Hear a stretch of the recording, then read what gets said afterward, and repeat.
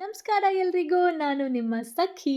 ಇವತ್ತು ತುಂಬ ಸುಲಭವಾಗಿ ಮಾಡುವಂಥ ನಾಟಿ ಸ್ಟೈಲ್ ದೊನ್ನೆ ಬಿರಿಯಾನಿ ಹಾಗೆ ಪೆಪ್ಪರ್ ಚಿಕನ್ನ ಮಾಡೋಣ. ಇದಕ್ಕೆ ಮೊದಲಿಗೆ ಒಂದೆರಡು ಮಸಾಲೆ ರುಬ್ಕೊಳ್ಳೋಣ. ಅದಕ್ಕೆ ಇಲ್ಲಿ ನಾನು 1 ಬೌಲಷ್ಟು ಪುದೀನ, 1 ಬೌಲಷ್ಟು ಮೆಂತ್ಯ ಹಾಗೂ 1 ಬೌಲಷ್ಟು ಕೊತ್ತಂಬರಿನ ತಗೊಂಡಿದ್ದೀನಿ. ಇದ್ರ ಜೊತೆಗೆ 8ರಿಂದ 9 ಹಸಿಮೆಣಸಿನ್ಕಾಯಿನ ಹಾಕ್ಕೊಂಡಿದ್ದೀನಿ. ಇದನ್ನು ನುಣ್ಣಗೆ ಇಲ್ಲಿ ರುಬ್ಬಿದ್ದೀನಿ. ನಂತರ ಇನ್ನೊಂದು ಮಸಾಲೆ, ಇದಕ್ಕೆ ಸ್ವಲ್ಪ ಶುಂಠಿ, ಬೆಳ್ಳುಳ್ಳಿ ಹಾಗೆ 1 ಈರುಳ್ಳಿನ ಆ್ಯಡ್ ಮಾಡಿದ್ದೀನಿ. ಇದನ್ನು ಕೂಡ ನುಣ್ಣಗೆ ರುಬ್ಕೋಬೇಕು. ನಂತರ ನಾನಿಲ್ಲಿ ಕುಕ್ಕರ್ಗೆ ಎಣ್ಣೆ ಹಾಕ್ಕೊಂಡಿದ್ದೀನಿ. ಎಣ್ಣೆ ಒಂದು ಸ್ವಲ್ಪ ಬಿಸಿ ಆದಮೇಲೆ ಇದಕ್ಕೆ ಸ್ವಲ್ಪ ಬೆಣ್ಣೆ ಹಾಕ್ಕೊಂಡಿದ್ದೀನಿ. ಬೆಣ್ಣೆ ಹಾಕೋದ್ರಿಂದ ಒಂದು ಒಳ್ಳೆ ಘಮ ಬರುತ್ತೆ. ಹೀಗೆ ಎಣ್ಣೆ ಜೊತೆಲಿ ಬೆಣ್ಣೆ ಕೂಡ ಕರ್ಗಾದ್ಮೇಲೆ ಎಲ್ಲ ಓಲ್ಡ್ ಸ್ಪೈಸಸ್ನ ಆ್ಯಡ್ ಮಾಡಬೇಕು. ಅದರಲ್ಲಿ ಚಕ್ಕೆ, ಲವಂಗ, ಏಲಕ್ಕಿ, ಪಲಾವ್ ಎಲೆ ಇದೆಲ್ಲನೂ ಆ್ಯಡ್ ಮಾಡಬೇಕು. ನಂತರ ನಾನಿಲ್ಲಿ 1 ಈರುಳ್ಳಿನ ಹೆಚ್ಚಿ ಹಾಕ್ಕೊಂಡಿದ್ದೀನಿ.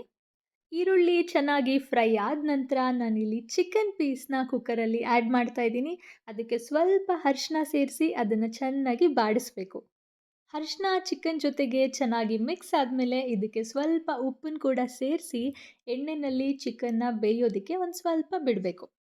ಚಿಕನ್ ಸ್ವಲ್ಪ ಫ್ರೈ ಆದ ನಂತರ ನಾವು ರುಬ್ಕೊಂಡಿದ್ದಂಥ ಈರುಳ್ಳಿ, ಬೆಳ್ಳುಳ್ಳಿ, ಶುಂಠಿ ಪೇಸ್ಟನ್ನ ಆ್ಯಡ್ ಮಾಡಿ ಚೆನ್ನಾಗಿ ಮಿಕ್ಸ್ ಮಾಡಬೇಕು. ನಂತರ ನಾವಿದಕ್ಕೆ ಗ್ರೀನ್ ಮಸಾಲ ರುಬ್ಕೊಂಡಿದ್ವಿ, ಅದನ್ನು ಕೂಡ ಸೇರಿಸಬೇಕು. ಈಗ ಈ ಎರಡೂ ಪೇಸ್ಟನ್ನ ಚಿಕನ್ ಜೊತೆಗೆ ಚೆನ್ನಾಗಿ ಮಿಕ್ಸ್ ಮಾಡಿ ಈ ಹಸಿ ವಾಸನೆ ಹೋಗೋ ತನಕ ಚಿಕನ್ನ ನಾವು ಸಿಮ್ಮಲ್ಲೇ ಇಟ್ಟು ಬೇಯಿಸಬೇಕಾಗತ್ತೆ. ಇದೇ ಟೈಮಲ್ಲಿ ನಾನಿಲ್ಲಿ ಒಂದೇ ಒಂದು ಟೊಮ್ಯಾಟೊ ಸೇರಿಸಿದ್ದೀನಿ.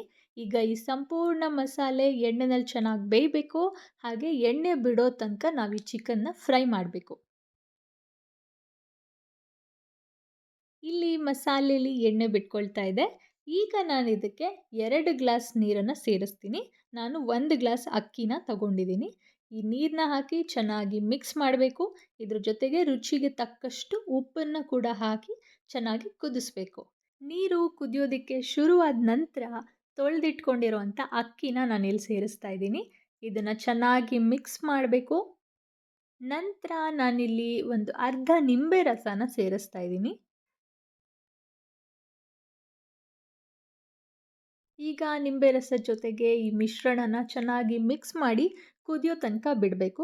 ಒಂದು ಸಲ ನೀರು ಕುದಿಯೋದಕ್ಕೆ ಶುರುವಾದಮೇಲೆ ನಾನಿಲ್ಲೊಂದು ಸ್ವಲ್ಪ ಬೆಣ್ಣೆ ಹಾಕ್ತಾಯಿದ್ದೀನಿ. ಇದು ಆಪ್ಷನಲ್, ಆದರೆ ಈ ಬೆಣ್ಣೆ ಹಾಕೋದ್ರಿಂದ ರುಚಿ ಇನ್ನೂ ಜಾಸ್ತಿ ಆಗುತ್ತೆ.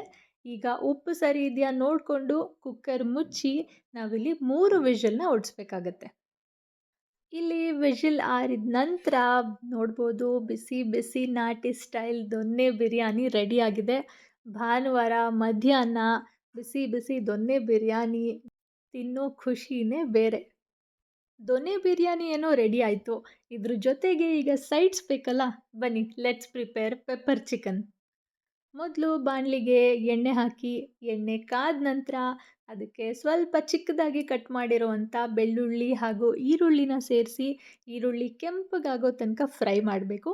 ನಂತರ ಇದಕ್ಕೆ ಚಿಕ್ಕದಾಗಿ ಹೆಚ್ಚಿಟ್ಕೊಂಡಿರುವಂಥ ಹಸಿ ಮೆಣಸಿನ್ಕಾಯಿ ಕೂಡ ಆ್ಯಡ್ ಮಾಡಿದ್ದೀನಿ.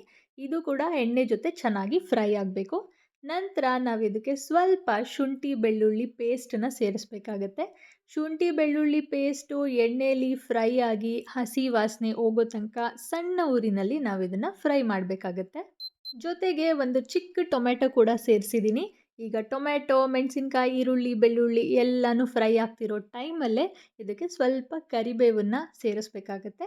ಹಾಗೆ ಸ್ವಲ್ಪ ಅರಿಶಿನ, ಸ್ವಲ್ಪ ಪೆಪ್ಪರ್ ಪೌಡರ್ ಹಾಗೆ ರುಚಿಗೆ ತಕ್ಕಷ್ಟು ಉಪ್ಪನ್ನು ಸೇರಿಸಿ ಚೆನ್ನಾಗಿ ಮಿಕ್ಸ್ ಮಾಡಬೇಕು.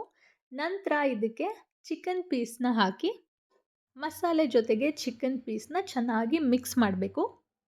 ಚಿಕನ್ಗೆ ಮಸಾಲೆ ಅಂಟೋದಕ್ಕೆ ಶುರುವಾದಮೇಲೆ ಇಲ್ಲಿ ನಾನು ಇದಕ್ಕೆ 1 ಚಮಚ ಗರಂ ಮಸಾಲ, 1/4 ಚಮಚ ಧನಿಯಾ ಪೌಡರ್ ಹಾಗೆ 1/4 ಚಮಚ ಖಾರದ ಪುಡಿನ ಹಾಕಿ ಚೆನ್ನಾಗಿ ಮಿಕ್ಸ್ ಮಾಡ್ತೀನಿ.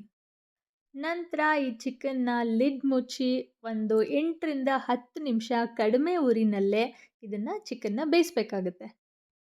ಈಗ ಇಲ್ಲಿ ಆಲ್ಮೋಸ್ಟ್ ಚಿಕನ್ ಬೆಂದಿದೆ. ಈ ಟೈಮ್ನಲ್ಲಿ ಇದಕ್ಕೆ ಮೇಲ್ಗಡೆ ಸ್ವಲ್ಪ ನಾವು ಪೆಪ್ಪರ್ ಪೌಡರ್ನ ಸೇರಿಸ್ಬೇಕಾಗತ್ತೆ.